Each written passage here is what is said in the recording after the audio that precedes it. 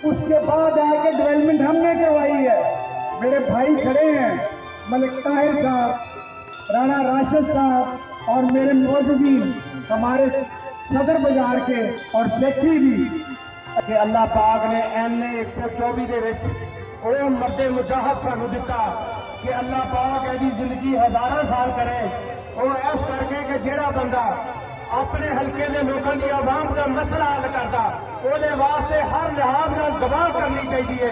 ਜਦੋਂ ਇਲੈਕਸ਼ਨਾਂ ਦੇ ਵਿੱਚ ਮੈਂ ਵਾਅਦੇ ਕਰ ਰਿਹਾ ਹਾਂ ਕਿ ਨਿਸ਼ਤਰ ਕਾਨੂੰਨੀ ਦੇ ਵਿੱਚ ਸੀਵਰੇਜ ਦਾ ਮਸਲਾ ਹੋਵੇ, ਸਾਫ਼ ਪਾਣੀ ਦਾ ਮਸਲਾ ਹੋਵੇ, ਪੀਸੀਸੀ ਮਸਲਾ ਹੋਵੇ ਜਾਂ ਪਾਰਕਾਂ ਦਾ ਮਸਲਾ ਹੋਵੇ, ਅਸੀਂ ਅੱਲਾਹ ਦੀ ਰਹਿਮਤ ਦੇ ਨਾਲ ਜਿੱਤਣ ਤੋਂ ਬਾਅਦ ਰਾਣਾ ਮੁਬਸ਼ਰ ਸਾਹਿਬ ਕੰਮ ਕਰਵਾਉਣਗੇ। ਮੈਨੂੰ ਕਈਆਂ ਦੋਸਤਾਂ ਨੇ ਕਿਹਾ ਕਿ ਰਾਣਾ ਸਾਹਿਬ ਹੱਥ ਹੌਲਾ ਰੱਖੋ, ਤੁਸੀਂ ਬਹੁਤ ਵੱਡੀਆਂ ਗੱਲਾਂ ਕਰਦੇ ਪਏ ਜੇ, ਇਹ ਜਿਹੜੇ ਕੰਮ ਤੁਸੀਂ ਗਿਣਾਉਂਦੇ ਪਏ ਜੇ ਇਹ ਕੰਮ ਲੱਖਾਂ ਦੇ ਨਹੀਂ ਕਰੋੜਾਂ ਅਰਬਾਂ ਰੁਪਏ ਦੇ ਕੰਮ ਨੇ।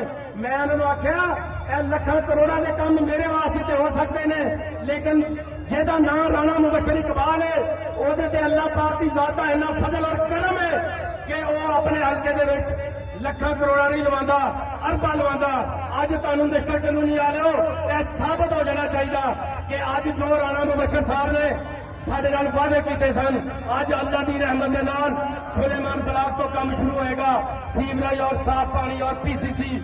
ਉਸ ਤੋਂ ਬਾਅਦ ਬਲਾਕ ਤੇ ਨਿਸ਼ਤਰ ਮੇਨ ਦਾ ਕੰਮ ਸ਼ੁਰੂ ਹੋਏਗਾ। ਅੱਲਾਹ ਦੀ ਰਹਿਮਤ ਦੇ ਨਾਲ ਕੋਈ ਕੰਮ ਨਿਸ਼ਤਰ ਕਾਨੂੰਨੀ ਦਾ ਨਹੀਂ ਰਹੇਗਾ।